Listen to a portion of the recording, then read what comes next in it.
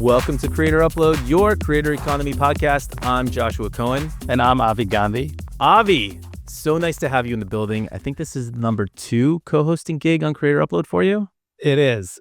I love pinch hitting for Lauren. Lauren is out of town in an undisclosed location, having her children do God knows what that's not on the screen. And Avi, we're great to have you back in the building. You are one of the OGs in the space, one of the first talent agents representing creators at WME. You also are a Streamy Award-winning producer. Hats off to that. A former head of creator partnerships at Patreon, and for the last 3 years has been a creator operating in the ecosystem. And now you are the founder of Creator Access Network. We're going to get into it later. I want to ask you about Creator Access Network some more, but just for everyone at home, give us the log line. Well, it's pretty simple. It's a membership. Creators pay an annual fee, and in exchange, they get the absolute best deals on the absolute best tools, platforms, services to run their businesses. That's awesome. I'm stoked to get into it more with you later in the episode. But first, there's lots of stuff going on in the creator ecosystem this week. Have you been watching this NASA live stream? You know, I have not watched the NASA live stream, but I keep hearing about it from like human beings, like word of mouth, which is kind of strange because you would think that the YouTube algorithm would have, tried to show it to me by now. But even though I watch lots of like Hank Green science content, apparently I'm not nerdy enough for NASA. So I don't know. It is kind of wild that it's turned into this water cooler moment. And for those not in the know, what everybody's watching is the crew of the Orion make humanity's first trip back to the moon since 1972. To be clear, they're not going on the moon, they're going around the moon. And it's all being streamed on YouTube and Twitch. So the Artemis II mission on the Orion ship is from astronauts Victor Glover, Jeremy Hansen, Christina Koch, and Reed Weissman. And they have set records in space, traveling farther from Earth than any other humans in history. And NASA, at the same time, is beating its own records on the internet. So between YouTube and Twitch, there have been over 10 million concurrent viewers, and not total, peak concurrent viewers reached 10 million who were watching this live stream. The most watched distributor was NASA itself, with a YouTube stream that peaked at 3.9 million viewers. There was also NASA en Español with 426,000 viewers, and Fox News' live streams had 338,000 viewers. And NASA is really getting the word out about this through these 24/7 live streams that they're broadcasting through a bunch of their different channels. Now, they're no stranger to the online video ecosystem. NASA's basically been functioning like a creator for the last several years now, having a Twitch stream before other areas of government did, and before lots of other brands did, and more. They were on Twitter too, like, I don't know, like 10 years ago. I mean, they were like one of the first like government agencies like to really have a big voice on Twitter. I think that makes sense, right? Because if you take the quote nerds unquote of government, they're going to be the first to adopt this newfangled technology to enhance and get greater distribution on all the cool stuff that they're doing so the other nerds can see it. Yes. And I also think they probably live or die by public opinion, right? Like the more people care about NASA, the more willing, Congress and, whoever else makes those decisions are to fund it. That's my guess. Because it's not, it's like some might argue that it's not like a necessary investment of our tax dollars. But, me personally, like I think it's great. And, frankly, I think we could all use some inspiration right now, and that's certainly what it is doing. I think that's a very good point. Maybe more so than any other government agency, they have to work more in the arena of public opinion, especially since they're fighting against all these social platforms for future astronauts. I'm sure when you and I were growing up, maybe astronaut was a big profession of interest for kindergartners and toddlers and pre-teens. And now, as we know, like YouTube's the number one profession cited, or creator or influencer is the number one profession cited for that demographic. So it seems like they're doing a little bit of marketing for themselves for the future as well. That is absolutely crazy to think about. But yeah. That does make sense. Speaking of YouTube, there's been a lot of announcements about product developments at YouTube this last week, all related around the TV experience of YouTube and what it's like to watch YouTube on TV and how to enhance that experience of watching YouTube on TV. As everyone who's a listener to this podcast, and probably if you aren't well, know that YouTube already now commands a dominant share of US TV streaming viewership. 12.5% of US television consumption is now YouTube videos. And to be clear, that's not YouTube TV, it's actual YouTube videos that are being watched 12.5% of the time on US televisions. What normally kind of happens in a lean back experience is that you're on your phone doing something else unrelated to whatever it is you're watching on TV. Netflix famously has this issue where people can be consuming Netflix and watching something else on their phones. Famously because they reportedly encouraged writers and producers to change the actual dialogue that was occurring in Netflix shows to make it more consumable for an audience that wasn't exactly paying attention. YouTube, though, is taking another POV on this. One product development for this is Ask, which is YouTube's video-specific chatbot. It's already available on YouTube desktop and mobile. It's now coming to TVs with added abilities, like being able to use your TV's microphone to ask questions about whatever video it is you're watching. Another is the TV Companion, and it's a pairing system where a user's phone automatically recognizes what's playing on your TV, allowing you to interact with comments, control playback, or dive deeper into content without missing a beat. This is from Kurt Wilms, YouTube's Senior Director of Product Management. He also said that this system is strung together on YouTube's end with no complex pairing of Wi-Fi or troubleshooting required, so it seems to be a seamless kind of experience. Also, YouTube, in addition to these two announcements, said that they are starting to release stations for individual channels. And what a station is exactly what it sounds like. It's like an old school television channel where on a specific YouTube channel, you can just watch content at any time that's pre-playing, that will be advertising interrupted, unless you subscribe to YouTube Premium, of videos of whatever that creator's content is. The first way they're going to launch this is with Coachella. YouTube has been a sponsor of that music festival for some time. It makes sense to kind of do this station format around the musical experience, I think, at least to kick things off. But presumably this will roll out to any given creator in the near future. Avi, what do you think about all these announcements and YouTube's kind of like dominance and now further entrenchment into the living rooms?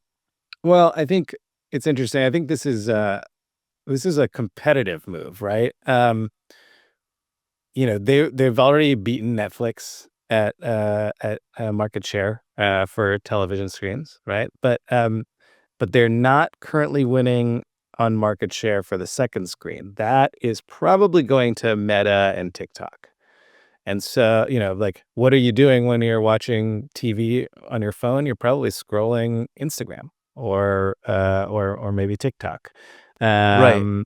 I And imagine so, YouTube Shorts is increasing in that time a little bit, but you're not probably watching another long form YouTube video while you're watching something on your TV. totally. And so, I don't obviously have the data on this. I'm sure nobody does, but I would assume that what they're trying to do is take back some of that screen share from Meta, and in doing so, pull some of the ad dollars from that platform out to theirs as well, which could be good for creators overall, if the creators are sharing in some of those second screen dollars. That probably remains to be seen and depends on like how they do it, what the content is on that second screen, etc. But YouTube does share far more of the revenue than Meta does. So overall, I would much rather those ad dollars go to YouTube than to Meta. Agreed. And if YouTube is enhancing just the lean back television viewing experience, more people are probably going to engage in that lean back television viewing experience, which is going to then put more money in creators' pockets rather than them scrolling these other social media apps while they're watching something on TV. Right. Exactly. I think, look, it all depends on what those experiences are, how compelling they are. I think part of the reason people are scrolling on these other apps is it's dopamine, right? It's you're just trying to get hits of dopamine from what's happening on TV and from your phone at the same time. We're all just looking for a dopamine fix. And so is what they are going to put on that second screen going to give you the dopamine hit, the same dopamine hit, or even more of one than what you're going to get from doom scrolling Instagram? It remains to be seen. I certainly hope so, if only for the fact that the dollars that go onto that second screen are more likely to be distributed to creators, and more of those dollars will be distributed to creators. It's confounding that TikTok and Instagram haven't released any kind of television app in any meaningful capacity in the last decade. Didn't Instagram announce they were going to do that? Like, I don't know. They said they were going to do it. I don't know what actually happened to that initiative.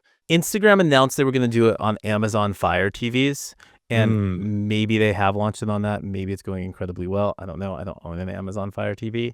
Right. Either way, how have they not rolled this out to all major connected TV platforms and given people the ability to really watch this stuff in their living rooms? I mean, I don't love watching short form content on a big screen. I can tell you my children love it. Really? And I think younger generations especially love it. Maybe it's because that's what they're used to. Maybe it's because they generally watch longer form stuff on their other screens. And so then if they have an opportunity to watch short form on the big screen, they will. I'm not quite sure. Like, I don't see people as much. This is a focus group of my children and my children's friends, that if given the opportunity, they're not really watching shorts on their iPads or smaller screens. But when they get to the big screen, they'll consume that for hours if given the ability. That's very interesting. I imagine that if that were more broadly the case, then these platforms might prioritize it more. But, I think probably as we have seen over the last 2 decades in the creator space, like as younger early adopter demographics age up, platform features tend to follow them. Right? Like Snapchat famously, launched stories. They were for they invented stories. They were for, high school kids back in the day, or at least that's who was using it. And then Instagram rolled that out shortly after that. And then everybody kind of adopted that format and kind of it's now like a de facto format. And I think most likely, if this is the trend, like, if your kids aren't the outliers and lots of other kids are doing the same thing, I imagine we'll see that soon enough. Totally. And if you are watching short form programming on your television screen, especially if it's from TikTok or Instagram, please let us know. Hit us up at info@creatorupload.com. Would love to hear about your viewing experience. Fascinated Or by just this. drop a comment. Let's see those comments.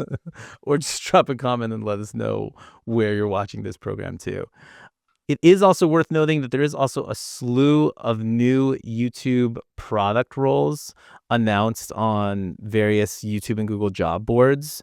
For instance, there's a call for UX designer references the power of real-time interaction, while a shorts-oriented product manager opening mentions a one-of-a-kind immersive media experience. And then meanwhile, in India, there's an expansion of the YouTube Live Hub in Bengaluru, which will, quote, drive the live streaming offerings in living room surfaces, end quote. So YouTube is totally invested in this ecosystem and wants to further dominate it as much as possible. Now, especially since they have way more than the critical mass of users who are consuming content on this screen, they want to figure out other ways to keep them there more often. And like you said, future-proof this from competitors as well. I also think, I think like it's telling that, the markets are the US and India. I mean, Facebook platforms are massive in India. So to my point about competitive positioning, like it makes sense that they would go after that market second. Yeah. And also TikTok is banned there too. They have a little bit more of a foothold. Yep. Okay, Avi, I want to move on to a big piece of news that happened last week after Lauren and I had already recorded. And it's that OpenAI has acquired the popular tech industry talk show TBPN, or Technology Business Programming Network for long. It kind of took everybody by surprise that OpenAI, this AI platform, was acquiring one of the buzziest, most talked about, most written about. I mean, the amount of press these guys have gotten in the last 9 months, especially year, has been incredible. If they have a PR person, the PR person is like has been living their best life for the last 12 months. I mean, that The PR person made this company, right? Like made this exit. Perhaps, I mean, and I think you could argue that maybe they made this exit too, but yes, they've been getting a ton of press and have done very well with the opportunities that they've been given. But basically, it's a daily talk show where the hosts, John Coogan and Jordy Hayes, um, go live on YouTube and X for 3 hours, and they focus on tech, business, AI, defense, and other areas of interest for Silicon Valley. They have taken a decidedly narrow approach towards their audience. They really want to speak to the 1% of the 1% in powerful positions where they hold purse strings at some of the biggest companies in the world. They've had CEOs from NVIDIA, Meta, obviously OpenAI, and a ton of other companies on the program. They deck out their set and the clothes that they're wearing sometimes, and definitely the graphics on screen like they're in a NASCAR automobile with all the different types of advertisements that they have on it. And they were on track to pull in more than $30 million in advertising revenue this year before OpenAI swallowed them up. It's a team of 11. They've been going at it for just a few years. And then they have what is reportedly this $100 million plus exit. OpenAI presumably acquired TBPN because it wanted an easy way to access some of the most powerful viewers in the world and tell them about all the benefits of their products and just AI in general. Fiji Simo, who's the CEO of OpenAI and its head of AGI deployment, said of the founders that they have, quote, amazing comms and marketing instincts, end quote, and that she hopes they will, quote, bring AI to the world in a way that people will understand the full impact of this technology on their daily lives. Avi, what do you think about all this? First off, I think like this is not a representative exit for creators, right? Like this is Sam Altman invested in the TBPN founders' last startup when he was the CEO of Y Combinator. So these guys are like boys club bros that have known each other for like a decade. And $100 million to OpenAI is a drop in the bucket, right? Like I think they're currently raising something insane like $60 billion or whatever. And so, in his head, he's probably like, I need a new head of comms because everybody's leaving ChatGPT right now for Claude because, we're powering, bad stuff that people don't like. And, let me hire some guys that people do like to make us look better. I mean, that's most likely the strategic reasoning behind this, and $100 million is absolutely nothing to spend if they can sway public opinion, even 1%, right? It is really interesting that around the same time that this acquisition happened, there was a Ronan Farrow article that came out about Sam Altman and just the maybe not so great environment he's cultivated at his company.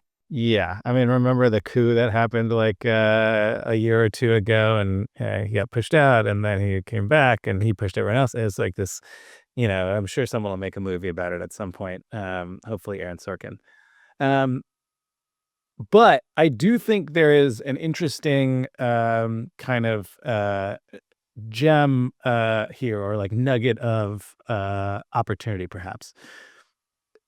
If a tech company can acquire a creator company as a means of improving their marketing position, right? Or their market position via marketing, or however you want to phrase that.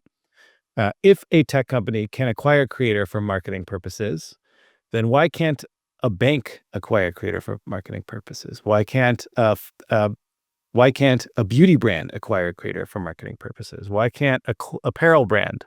Why can't a beverage brand? You name it, right? They're creators in literally every industry and every category. The other day, I found creators who specialize in teaching people how to use Salesforce. I mean, to talk about a niche that, most people don't think about at all. Why wouldn't Salesforce want to buy those creators and build them into their uh, uh, lead generation and marketing strategy, right? This dramatically increases the universe of possibilities for creators because it historically most creator exits and acquisitions have been to media companies or to private equity companies building media companies, right? Like look at the Electrifies and the Lunar X's and those types of firms that are getting a lot of the press for acquisition. But there's also like lesser known, private equity roll-ups and creator YouTube channel roll-ups that are doing the same. But media company economics are tough, and so those acquisitions are largely traditional private equity style acquisitions. They're looking at profit margin. They're doing conservative multiples against those based on comps to other media companies. But if a brand is acquiring, like if a huge brand in a specific industry is acquiring a creator for strategic purposes in order to improve their market position against competitors in that industry, then strategic multiples can be, just imagine the possibilities, right? Strategic multiples can be, almost infinite. I mean, look at like some of the insane acquisitions that like Mark Zuckerberg has done. I think that is a really interesting new opportunity for creators. Now, is that something that we can force? Right? Like, is WME and CAA and UTA going to start calling CMOs and CEOs at big companies and pitching, hey, you should acquire our creator? Did you see Sam Altman just bought TBPN? I mean, I would be surprised if none of them have made those calls at this point. But are those companies going to be receptive? Right now, maybe not. I think maybe they wait and see how TBPN does for OpenAI over the next year or two. But if it does work out for them, if there is a change in public perception of OpenAI, if TBPN does have some impact on OpenAI's market position and that story is told well, whether by OpenAI or someone else, then I think that becomes a very real possibility. And I think we start to see some really interesting stuff happening. I totally agree with you. And I think that it's really interesting, this point you bring up about now this opens up the world of possibilities for other companies acquiring creators in some capacity. And it's not going to be to the same degree that this happened by any means. I'm sure some creators have called their managers and agents being like, yo, get me this kind of deal. It is worth noting that the audience of TBPN is in an incredibly lucrative niche. I mean, like startups and some of the biggest companies in the world and some of the biggest venture-backed companies in the world is a very good niche to have your audience in. Yes, but that niche aligns perfectly with the target market for OpenAI, especially if they're going to focus on enterprise deals, right? Totally, So, 100%. you could see the same thing, potentially happen. Like, I don't know, name a big food creator channel, like Binging with Babish. Like, yeah, you could see a world where Allclad says, hey, we're spending this much money on influencer marketing, and we're spending this much money on creating our own content. Nobody's actually watching our own content. Influencer marketing seems to be working. Why don't we just buy Binging with Babish? And now he's going to be Binging with Babish by Allclad, and like he's going to be using Allclad in all his videos. He's going to keep doing what he's doing. People watch him, but now he is the Allclad YouTube channel. And we get to use Binging with Babish throughout all of our other marketing. He gets to help our other teams. He gets to connect with this audience in ways that we don't know how, because we've been playing by this old playbook, and he obviously has written the rules to a new one. And so we can utilize that throughout our whole entire portfolio. Right. The reality is Binging with Babish, again, you're just using him as an example, probably gets a lot more eyeballs than Allclad's YouTube channel does. Allclad probably spends a lot of money on that YouTube channel, and someone in finance can do the math and say, hey, if we just acquire this creator with all these eyeballs, make him the executive vice president of content and oversee our content team, and program the channel the way he has, but build Allclad into it so that we are constantly exposed in the kitchen as his tool, and then we can use him however we want because we're paying him an EVP salary. He has an earnout to make many tens of millions of dollars, and our stock price might go up, or our valuation, I don't know if they're public or private owned or whatever, but the equivalent of our valuation goes up. that math is probably actually pretty good in a lot of cases and in a lot of industries. Obviously, tech has the highest multiples and the most insane valuations, etc. And so most likely, like you'll see the biggest, craziest deals happening there. But I wouldn't rule out, especially in industries that are heavily reliant on influencer marketing and public perception and culture, right? Apparel and lifestyle brands. I wouldn't rule out huge acquisitions in the future. Is it going to happen, in the next year? Probably not. Again, I think it remains to be seen how this goes for OpenAI. But even if it doesn't work out for them, I think that at some point, some smart person at one of these companies is going to say, hey, this pencil's a lot better than us trying to do it ourselves. I like that. I love that idea. I hope it happens. And to be clear, this isn't the first time this kind of deal has happened, at least in this modern era. The first one that comes to mind for me is back in February of 2021. HubSpot, the CRM plus software company worth tens of billions of dollars, purchased The Hustle. That's right. That's right. Which is a daily newsletter that went out to a bunch of entrepreneurs, along with the My First Million podcast hosted by Sam Parr, the CEO and founder of The Hustle, along with their digital platform Trends that was surfacing a bunch of different interesting ideas of what's trending in the ecosystem for their audience of a bunch of entrepreneurs. They acquired that for $20-something million back in 2021. And so maybe that's what also planted the idea in Sam Altman's head that like, hey, this is something we could do too. So Avi, now I want to get to Creator Access Network. Tell me about the origination of this and how it came to be.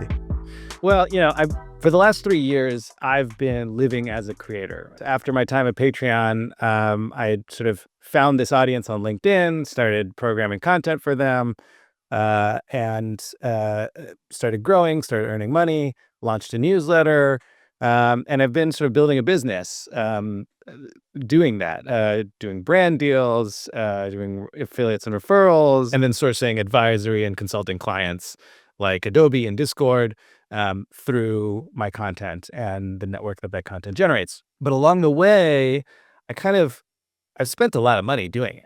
Yeah. I'll give you an example, right? I launched my newsletter, and pretty quickly, like within the first couple of months, I had thousands of subscribers. They converted from LinkedIn, and then I had spent a little money on growth, and I had a partnership to help me grow. And like within 6 months, I had tens of thousands of subscribers. Well, that pushed me into the paid tier on Beehive, and Beehive's a great platform, and I was happy to pay for that. But it took me more than a year to figure out, all right, how do I make money on this? How do I position myself? How do I sell to brands? How do Right. I use this as a lever to drive more consulting clients? And during that time, I was paying full price on, whatever it was, 30, 40,000 subscribers. And, I didn't have that big of an audience, right? Like if I had a huge audience or even like a mid-sized audience on TikTok or Instagram or whatever, like I could have probably had 10, 20,000 subscribers overnight. Well, there's always a lag between like when you start building and when you actually start making a profit, right? I mean, you run a business, you know that. I think anybody that Totally. runs a business know that. Every creator knows that. But if you're paying full price in that time, you're spending a lot of money out of pocket and kind of praying that you figure out how to make it work. I did end up figuring out how to make it work, but it would have been nice if I didn't spend as much money out of pocket, right? On my newsletter, on the accountant I hired because I really suck at accounting and it was like dragging me back, on a bunch of stuff. And so I kind of had this. I was inspired actually by I got like an Amex Platinum flyer in the mail, and I was like, oh man, $900. Like I don't know if this makes sense. But then I opened it up and it was like $3,500 in value, and I was like, oh. Well, I mean, that seems like a no-brainer. And like, oh, you can get $400 worth of free Lululemon and, all these different like things you're really literally getting money back on it. I was like, that's, I guess maybe I need Amex Platinum. And, I asked friends about it who had it and they're like, yeah, like it's great. Like I easily make my money back every year, blah, blah, blah. And I was like, what if I could have done this for my business? Yeah. Like what if I could have not spent whatever it was, like I think $5,000 give or take in the first year or two, that would have been great. Like if I had those kinds of benefits, and I would have been happily paid hundreds of dollars for that because I would have saved thousands of dollars. Yeah, that's kind of where the idea came from. And I'm like lucky that I've been in this business for long enough that I know so many founders and executives in the space that, and also, frankly, as a creator for the last 3 years who was writing about the creator economy, I was also like kind of banging on doors a lot, trying to get brand deals, trying to get sponsors for the newsletter, for my events at, VidCon and other conferences, like all of those things. So like I just kind of had this network and people I've been talking to and already pitching ideas and things like that. So, when I started reaching out and saying, hey, I'm thinking about putting this membership together where, creators pay for access to like the best deals, I think, get the best discounts. Like, would you be interested? I got a lot of yeses very quickly and from some really big companies. I really love that story, Avi, and I've been in the same position before where I didn't even know I was overpaying for something that I could have gotten some kind of deal on. And like you said, you put together seeming honestly like what seems like a great tech stack for creators here. I'm looking at your website. You have potential discounts from Beehive, Fourth Wall, Whisperflow, Epidemic Sound, Teachable, Dot Store Domains, Kajabi, and a lot more. And so what's the basic value prop here for people who want to get involved? Right now we are $89 a year. We're kind of in our open beta. April 20th, we open up wide, go full price. That'll be $199 a year. And, it's housed within a membership. So you pay for the membership, you get access. There's a community, you can chat with other creators and post and all that, but you'll get access to all the deals as well. And so we've got over 40 partners, over $13,000 in deals. And we're not limited to just savings. I mean, we have a lot of savings on there. So, for example, a lot of our deals will save you far more than the actual cost of memberships. Like, Beehive, we were just talking about, you can save 25% for up to a year. Compare that to the best deal they ever ran publicly, which is their Black Friday deal. It's 20% for 3 months, and it's 4 or 5 times better. And we have that for a lot of companies. A lot of our companies are offering deals that, depending on your size, depending on what you need and what plan you take, you're going to save many hundreds of dollars, some even over $1,000. But we also have partnerships with companies and platforms that let creators earn money. So, for example, we have a partnership with Shop Your Likes, which is owned by Taboola. They're an affiliate network with over 20,000 brands and big brands, right? Like Walmart's and Nike's and Victoria's Secrets and all of those kinds of companies. Through us, they're offering an 80-20 rev share. Now, most affiliate platforms that like all the big name platforms that creators are using these days, they offer a 70-30 rev share. And so there's a full 10% more on 20,000 brands. And because they're owned by Taboola and they've got this whole huge network and they're going direct to brand, like a lot of their brand commissions are better anyway. But even without that, and 10% extra is really meaningful. If you're making $10,000 a year on your affiliates, that's an extra $1,000. If you're making $100,000 a year on affiliate, that's an extra $10,000. Like that is significant totally. for the vast majority of creators. Because a lot of times we talk about creators, we're talking about big creators, right? The Mr. Beasts of the world. But the reality is like the big creators are like 0.01% of the creator economy. Most creators are like us, like middle-class creators, less than 100,000 followers, making a living, and building a small business. And so an extra 10% on some of these platforms can be hugely significant for them. So we've got the opportunity to save, but we also have the opportunity to earn more. And then we've got a hub of like educational resources from, some of the top experts and meta creators and platforms as well. It looks very cool. If you're thinking about signing onto any new type of tech stack that you think you would be using if you are in this ecosystem, definitely worth checking out, going to creatoraccessnetwork.com, seeing the partners they have, and then signing up and getting some of these deals. Yeah, one other thing I just want to plug. If you are running a company and you work with big creators or you work with creators in general, and maybe you want to offload some of the effort you have to put in, right, to steering them. I'm looking at a lot of like you managers out there listening to this, where like maybe your creator is bugging you with questions about like which accountant should I hire, or like can you set me up on calls with all these different course platforms or whatever it is, and you want to focus on one thing, or maybe you're a platform, you run a platform and you've got some big creators that you want to give gifts to. We do also do kind of bulk gifting for tech creators. We just had our first customer on that buy 5 lifetime memberships, which is kind of cool. So if you want to email me, avi@creatoraccessnetwork.com, just make sure you mention that you heard about it on Creator Upload, and I'll give you a sweet deal. Yeah, it does seem cool. Again, providing you kind of like a tech stack cheat sheet of what other people are using in this ecosystem.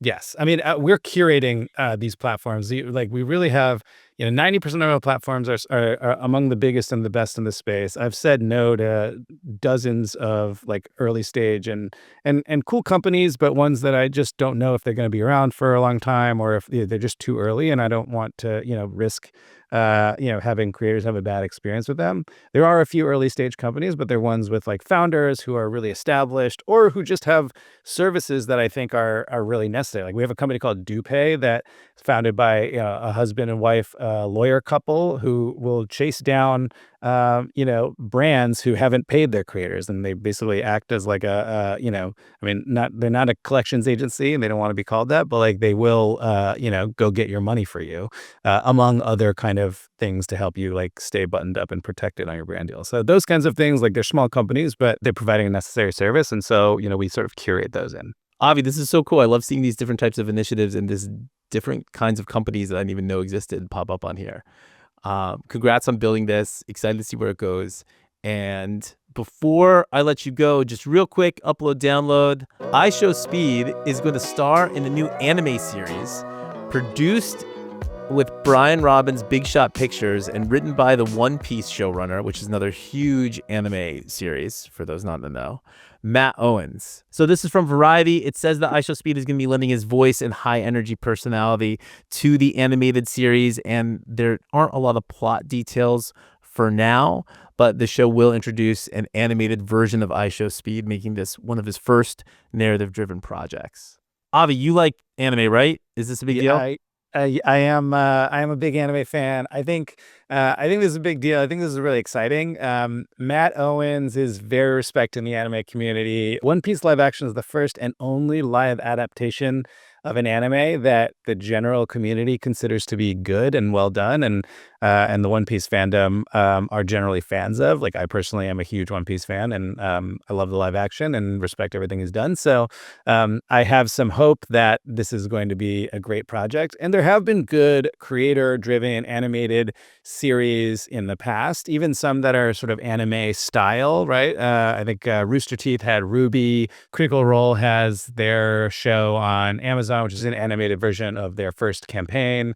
And so, there is precedent for good creator animated series on streaming platforms. Obviously, Brian Robbins, huge name, huge producer, who has sat between the digital media space and traditional Hollywood for a very long time. But for me personally, as an anime fan, like, I'm most excited that Matt Owens is involved with this, because I feel like that's kind of what is likely to make it actually very good from a creative perspective. I'm excited if you're excited, and I think who's going to be more excited are my children. Even though they don't really watch anime, they watch the one show called Blue Lock because it's about soccer. And I don't think they've ever seen an actual episode or video actually produced by IShowSpeed. Like, they've never seen him go live. I don't think they've ever been on his channel to see a video from him, but they definitely 100% know who he is. It's this interesting trickle-down effect where the top creators on these online video platforms are then being consumed by lots of other creators on these online video platforms for content and integrated into different kinds of memes. And then that gets trickled down again to another subset of creators, which eventually ends up on something my kids are allowed to watch. So they're very familiar with IShowSpeed, having never seen anything he's produced himself. So I'm sure they're going to be stoked about this too. Well, and anime is huge among Gen Alpha and Gen Z. I mean, Crunchyroll is the fastest growing streamer in the world. I mean, I think over the last 4 years, they went from 5 million subscribers to 17 million subscribers as of sometime in 2025. And if I had to guess, they're probably over 20 million at this point. owned by Sony Pictures. Anime was kind of like a niche thing for our generation. I remember growing up and like seeing Dragon Ball Z and Sailor Moon on Cartoon Network. But today, for younger generations, it's like totally mainstream. There's so many different shows. Creators love it and are constantly referencing it. It's huge in meme culture. And so like the intersection of the creator economy with anime and animated content, I think is kind of inevitable. It's interesting that a lot of these projects are out of the US. Technically, to be anime, it has to be made in Japan, and I think even based on a manga or Japanese short It's the novel or whatever. champagne of cartoons. It is the champagne of cartoons. That's right. But I think culturally there is starting to be a lot more crossover, and it'll be interesting to see how the Japanese manga and anime industry adapts, or if like there becomes like a big homegrown sort of anime spin-off or anime-like industry here in the U.S. Because we're kind of starting to see that a little bit. Avi, once again, I'm excited if you're excited. I think this will be really cool to see. And thank you so much for coming on the podcast. Yeah, thank you for having me. I'm always willing to replace Lauren in every possible situation. So next time she's out, call me again. I'm down. Avi, I'm definitely going to take you up on that offer at some point in the not so distant future. But until then, we'll probably see Lauren back here next week on Creator Upload.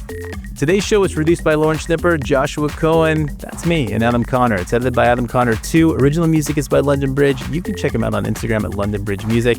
Make sure you subscribe to Creator Upload right here on YouTube, on Apple Podcasts, as well, Spotify, or wherever you're listening. While you're there, give us a rating and leave us a comment. If you want to talk, hit us up at info@creatorupload.com. If you like our show, recommend it to a friend. If you love it, just tell everyone. Thanks for listening to Creator Upload, and we will be back next week.